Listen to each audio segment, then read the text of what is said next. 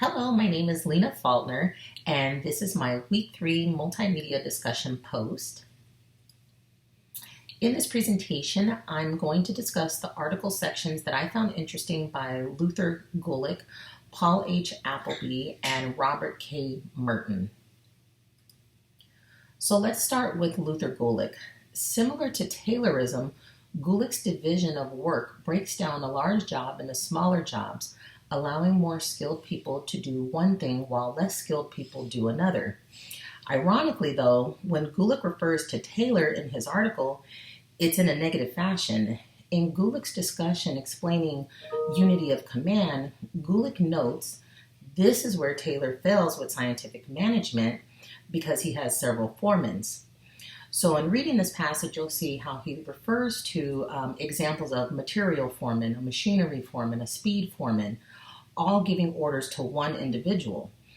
Gulick explains that individuals can only have one boss. Otherwise, confusion will arise, creating inefficiency and irresponsible behavior. This is still very true today, and I've seen it firsthand in the private sector.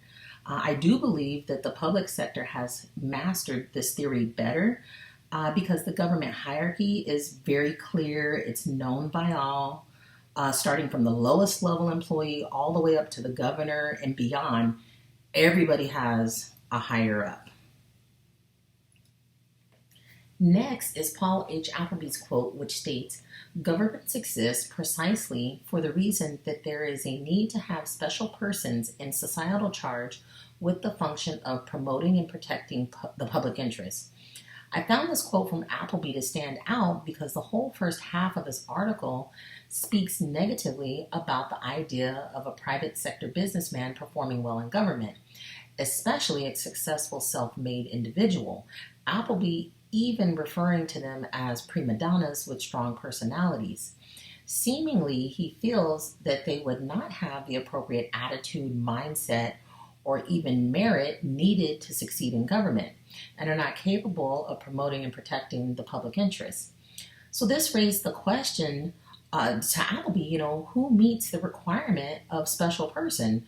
The article never truly identifies one, so I just assumed they would resemble the complete opposite of a successful businessman. I'm not sure his views would be agreed upon within modern day society because 7 presidents were successful businessmen. So Harding, Hoover, Truman, Carter, both Bushes, and most recently Trump. So while they all had flaws, they also all had huge supporters, huge followings, who felt that they did a fantastic job in their official capacity. So I'm a little puzzled on that one. Moving on. Robert K. Merton discusses the bureaucratic structure, personality, and sentiment of the bureaucrat, which can ultimately lead to inefficiency.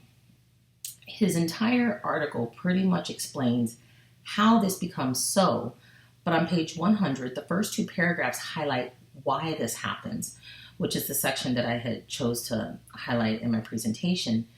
It's because the bureaucratic structure puts emphasis on career with the intent that the individual will remain at the organization for a long duration. Therefore, to ensure conformity to the rules, the organization provides incentives such as raises, promotions, pensions, and according to Merton, the rules now become symbolic to the employee because this is what needs to be accomplished for the employee to secure their incentives. So in turn, fostering a displacement of sentiments, which basically means their view or their attitude toward the situation. This brings to mind a very popular phrase, a means to an end, which ultimately means doing something of little value or importance only to reach the end goal. So in this case, the bureaucrat, the end goal now being career, not necessarily the goal of the organization. This theory is definitely present in today's society.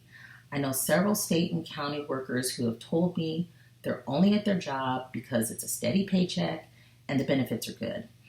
I would say the theory needs to be updated, or more so found a solution because the problem that Merton describes in 1940 is still a problem today in 2022. And that's it. So I hope you all enjoyed my presentation, and I look forward to your feedback. Thank you.